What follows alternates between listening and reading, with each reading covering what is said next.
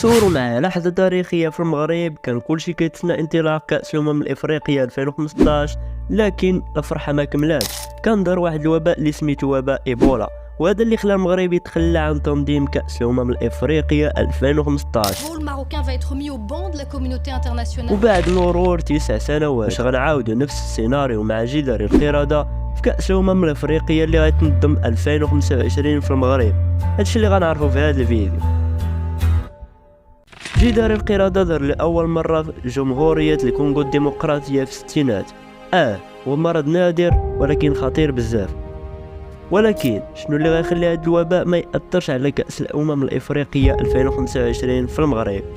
أولا، جدار القردة ما كيتنقلش بنفس سرعة الأمراض المعدية الأخرى، وهادشي كيعني أن التحكم فيه كيكون أسهل. الحالات المبلغ عنها غالبا ما كتكون محدودة جغرافيا. ثانيا، المناطق اللي كيتسجل فيها حالات جدار القردة عادة ما كتكون بعيدة عن المواقع اللي غادي تستضيف البطولة. مثلا معظم الحالات الأخيرة اللي كيتسجلوا بعض الدول الأفريقية المحدودة اللي ما عندهاش علاقات مباشرة مع المغرب أو مع المسابقات الرياضية عامة. ثالثا، تكنولوجيا الفحص والتشخيص تطورت بشكل كبير، وهذا الشيء اللي كيساعد في تحديد الحالات ومنع انتشار المرض قبل ما يوصل لمستويات كبرى.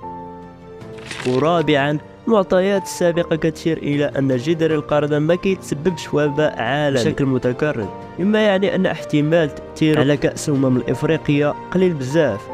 ويمكن لنا نقولوا بكل ثقة أن كأس الأمم الإفريقية 2025 غادي تستمر كما هو مخطط لها بدون أي تأثير من جدار القردة. وجدار القردة غادي يكون عقبة جديدة في كأس إفريقيا 2025؟ الجواب واضح، لا. المغرب بالخبرة ديالو التجهيزات ديالو جاهز لمواجهة أي تحدي. البطولة غادي تستمر كما مخطط لها. وهذا الشيء اللي كان في هذا الفيديو. نتمنى إلا عجبك المحتوى تشترك في القناة. فكما كتشوفوا هذا ثالث فيديو لي في القناة، وهذا مكان تهلاو.